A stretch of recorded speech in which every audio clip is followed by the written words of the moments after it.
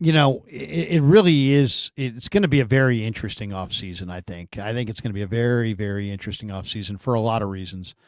Um, I want to play this one cut about Brock Purdy. This to me was really interesting about Brock Purdy, and there's been a couple different stories out on Purdy in the last week or so. But this, I don't know if you caught this, but this was Albert Breer on with Rich Eisen, and I thought this was a really good soundbite. Listen to Breer, and I think Breer is all over it. I think Breer's pretty dialed in. Here's Breer with Rich Eisen discussing the Purdy contract. The number that Brock Purdy's annual salary begins with next year is A 4 or 5? Is that what you're gonna ask me? oh, it could be a 6. Could be a 6. I'd say a 5. I'd say a 5. Okay. I think they're gonna find. I think they're gonna find a middle ground. I think he's. I think he's gonna wind up not being the highest paid. But I think one thing you can do for a quarterback is you can exchange. You can exchange the raw dollars for maybe an extra year of guarantees where you can give him the comfort level that you are going to be our quarterback. And I think maybe the model's the Jared Goff deal, like where, like if you're the Niners, you can look at him with a straight face and you can say, we think he can bring to our team what Jared Goff brings the Lions. And look, I know this, this thing could be simple. It could wind up becoming really complicated. We'll see. The Niners want Brock Purdy to be their quarterback. Kyle Shanahan loves Brock Purdy. And the idea of building around Brock Purdy is something that really appeals to them. And they don't want to sink to the bottom of the league and have to rebuild around somebody else. And they've already done the Trey Lance thing. And so I think they're going to find a way to get it done. And the team's going to look different around him next year. And they're going to have to deal with some different challenges having a quarterback at the top of the market on their books. But they did deal with that once with Jimmy Garoppolo. And they've got tough decisions to make on guys like Debo Samuel, who I think is gone, and they'll have some, they'll have some free agents that they're going to have that they really like that they'll have to probably let go of, like, Charvarius Ward, and they're going to have to cut some veteran players like maybe a Javon Hargrave. I do think that Brock Purdy is going to be part of the equation, though. Okay, so there's Breer, and Sterling. It's interesting. When you listen to that soundbite the first time, you're like, oh, he just sounds kind of easy breezy, and he's kind of discussing it all. When you go back and listen to it again, he's got a lot of real specifics in this thing, which makes you think that somebody spilled their guts to him. Like he either talked to Kyle Strongen or maybe he talked to the Niners, because he had a lot of very specific stuff.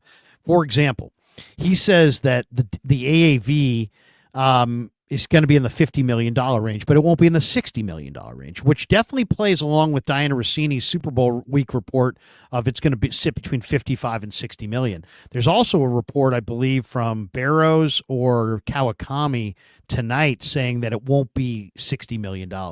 So in other words, what Breer said there, the Niner beat writers and media are now saying here, which is that they're going to get a deal done, but it's not going to set new records. It's not going to be he's not going to be the highest paid quarterback in the league. And that's what Breer basically said there. And that's what Barrows and Kawakami are saying. He also said, I think they'll find middle ground. I think he won't be the highest paid quarterback. And then he says, you know what? He actually names Jared Goff. And he's like, I think it's going to be kind of like a Jared Goff deal. And it's like, you don't just say that. You don't just think of one guy. I think it's going to be a Jared Goff deal. Well, wait a second. Why? Somebody said to him it's going to be a Jared Goff deal. So I looked up Jared Goff's deal, and he says, Niners want Purdy to be their quarterback, and Shanahan loves Purdy. I do find it interesting, too, that Shanahan, without anybody prodding him, said Brock Purdy, Shanahan wants Brock Purdy to be the only quarterback that he has here the rest of his time here. And I almost get the feeling that maybe Jed said to, Kyle and John, hey, look, you got 2 or 3 years and that's it. And we got to show some progress here towards a Super Bowl, or that's going to be it. We're going to probably go in a different direction. I don't know that that's the case, but I could picture that, even though he's publicly been totally, in total support of the regime. Andy Reid got 13 years and then they fired him. If Kyle got 3 more years, it would be year 9, 10, and 11. So he's kind of getting in that it's time to S or get off the pot kind of a situation. But then he also says, I think Debo's gone, very specific. He said they may need to cut some vets, and he named Hargrave, and that one's already kind of been known because the Niners kind of already announced that they're going to cut him post June 1st. But I wanted to look at the Goff deal, and the Goff deal signed in May of 2024 was 4 years, $212 million. And if you adjust for inflation, Purdy's AAV for and the cap's going up, by the way, from 255.4 million not this year to 272.5 million next year. So if you do the math and extrapolate the cap going up that amount and then adjust for inflation and say he's getting the Goff deal, then Purdy's AAV would be 56.4 million. Bingo. That's it. There it is. I don't think he's saying Goff because for the hell of it. I think he's saying Goff because somebody told him that. And for Diana Rossini to say it's between 55 and 60, 56.4 is between 55 and 60. And for Tim Kawakami and Matt Barrows to say it won't be 60, well, 56.4 is not 60. Do you see what I'm saying? And then I'm just looking at the other numbers on the Goff deal. APY or the AAV is 53 million for him, so 56.4 for Purdy.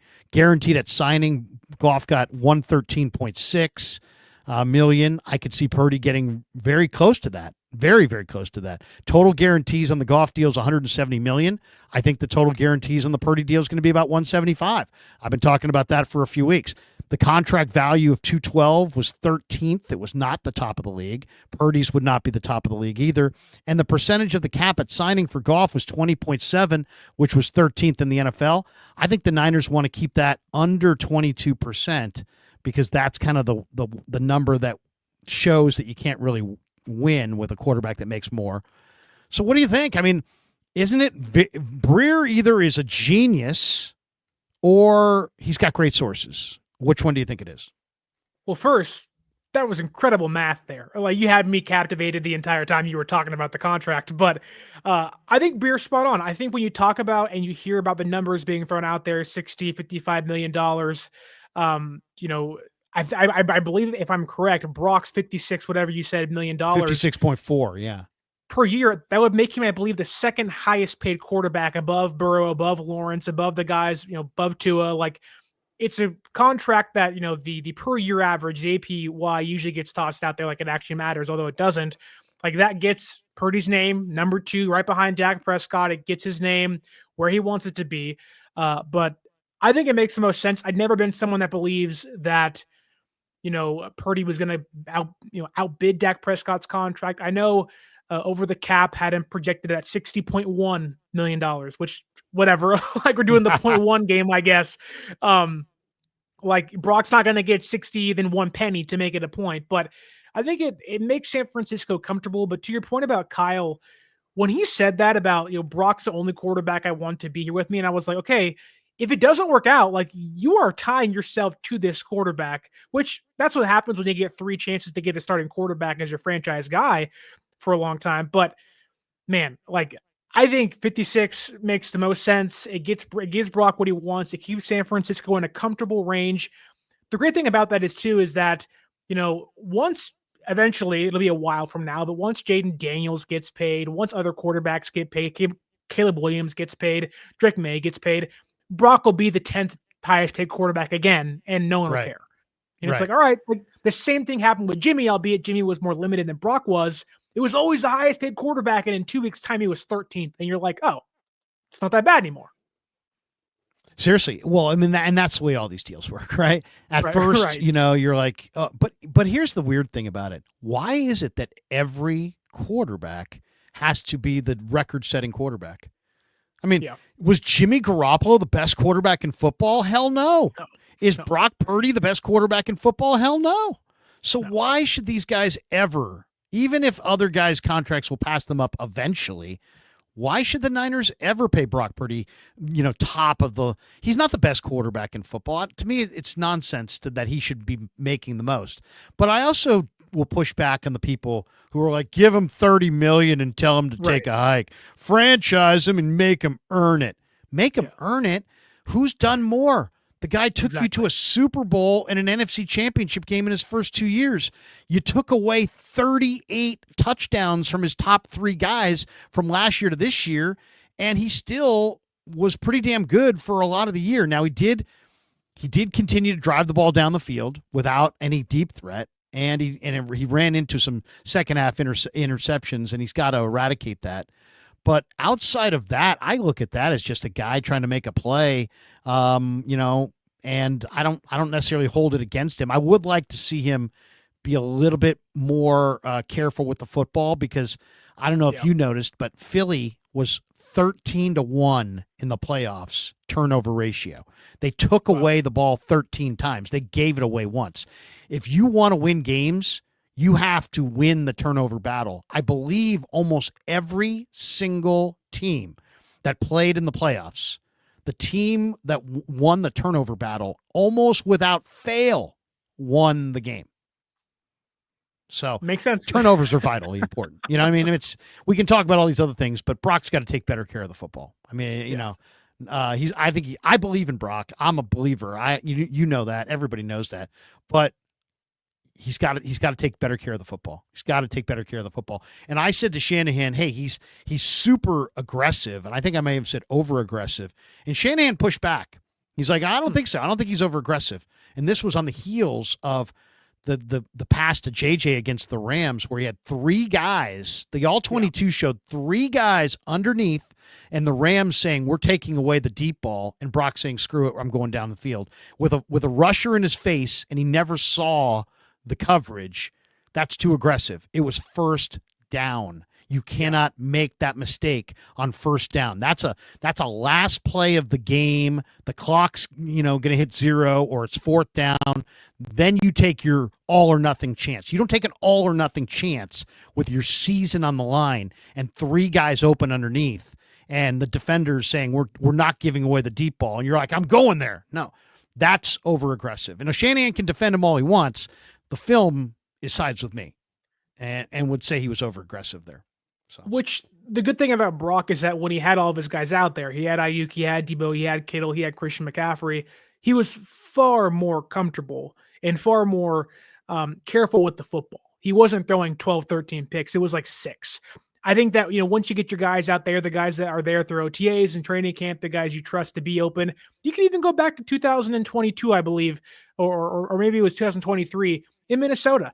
Brock throws the football late in the game and gets picked off. He's screaming at McLeod, you got to get here, because you don't trust the guys out there that wasn't Ayuk and wasn't JJ and wasn't Debo.